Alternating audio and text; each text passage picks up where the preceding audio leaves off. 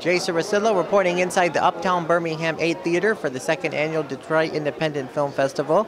Stay tuned for interviews with some of the filmmakers who showed their films here today.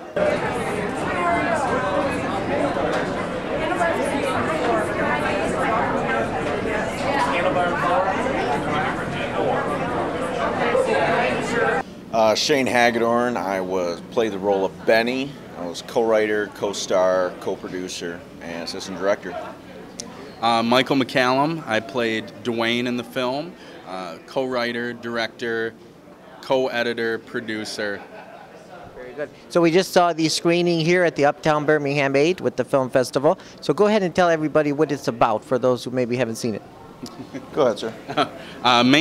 It's basically about these two bumbling thieves that are hired by an inner-city mafioso to kidnap a rival's daughter. Inadvertently, they end up kidnapping his daughter, and hopefully hilarity ensues then. So you're one of the supporting actors. Talk about being in the film. Yeah, it was a story that we had kicked around for a few years. Michael and another talented screenwriter from New York called Justin Mushong had developed a brief outline of a story, and that was something, these two characters that we were going to play. It took some gestation period. It took a few years, and finally we go, we want to do these characters. So me and him sat down, we penned the script, and before we know it, we were on set and we were doing this character. I mean, it was a process for Michael. I mean, he grew that hair out and all that kind of stuff. The mustache. Yeah. It was all real. Yeah. Very good. Was it completely shot here in Michigan? Yeah, it was Lansing. Lansing and East Lansing. There's a couple scenes in East Lansing, but primarily right in Lansing, Michigan. How many days was the shoot? 5 days for a 60-minute film. Yeah.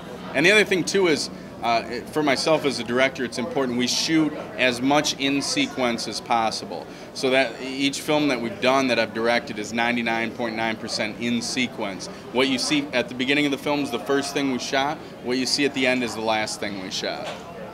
So what's next for the film? Possibly DVD or theatrical? What's next? It's out on DVD already. You can go to handlebarmovie.com. And there's DVDs and CD soundtracks and movie posters available to be purchased online. It's won the Best Michigan Feature at the Ferndale Film Festival.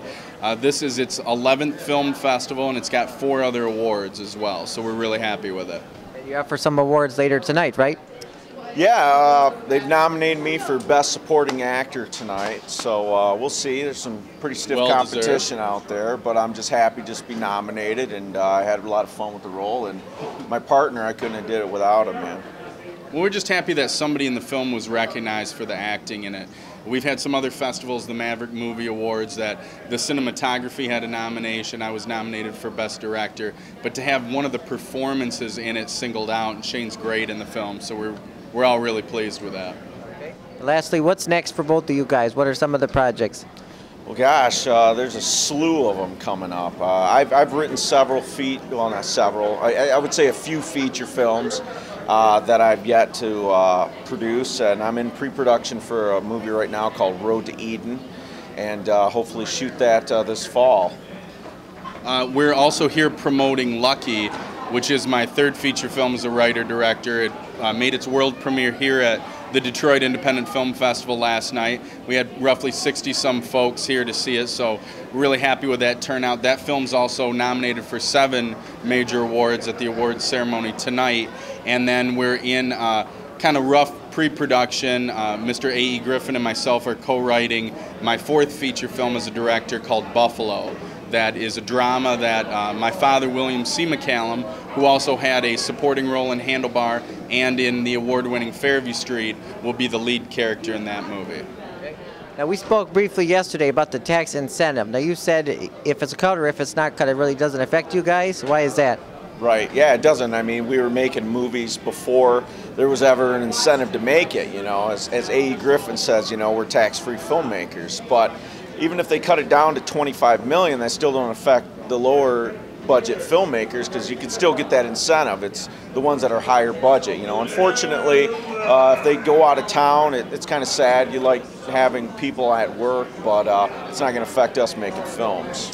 Well, Mr. Hagedorn's had the opportunity to actually work on some larger sets, have some different roles and some different parts and working on those movies. But either way, I think he'd agree is whether they're here or not, he's going to make sure that Road to Eden gets done. We're still going to make Buffalo. We're still going to promote Handlebar, the other features that we've done. So it doesn't deter us at all. I'm in the same boat that I was when I was going to school and they cut my financial aid. It was a bummer, but you just keep trucking ahead and do what you love. All right, very good.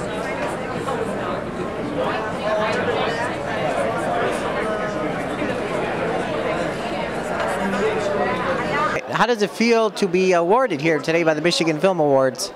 Oh, it was such an honor to be awarded. I was shocked when Robert called my name for Filmmaker of the Year in Michigan. It was exhilarating, exciting, and I was very proud to be able to represent Annabelle Bear, my cast and crew who worked so hard. Tell me a little bit about the film for those maybe who haven't seen it yet. Annabelle Bear is a story about, it's kind of a father-daughter story, and what happens in the film is little Annabelle, she's 2 years old, she gets dropped off on the doorstep, almost literally, by her strung-out mother, at the doorstep of a father who she's never met. He's a biker, rebellious, kind of loner type, and it's a story about their journey together and the love that grows between them and how they heal each other. Now, what are some of the other films that you have made in the past? This is my first feature film. So what's next for this film? Is it going to go to like DVD, the theater, or what's next? Well, we're hoping it goes into the theater. We're working on a distribution deal right now. We have some representation out in Los Angeles, and we're hoping for a small theatrical release, DVD of course, and possibly a cable release. And what's next for you? What projects do you have lined up? Just finished my second screenplay with 2 additional writers. It's called Brig Ambrose, and we're in the very early financing stages and casting stages right now. So the hope is to have another film out within the next year or so and just keep on going. Your position on the tax incentive? My position on the tax incentive. Well, my position is, in order for an industry to grow, you've got to plant the seeds, water the seeds, and nourish the seed in order for it to grow. You can't expect for an industry to grow in the very short time period that we've had.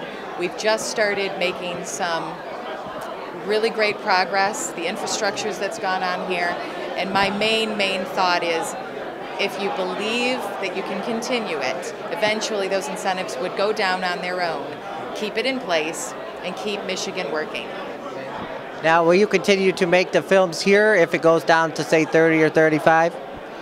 I will continue to make my films here in Michigan, absolutely. All right. Any other comments here today?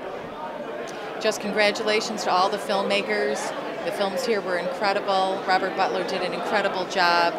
And just to keep making films, keep feeling passionate about what you do, and don't let this stuff bring you down. No matter what's going on, use it as inspiration. Never let it stop you from living your dream. Thank you. Congratulations to you today. Thank you very much.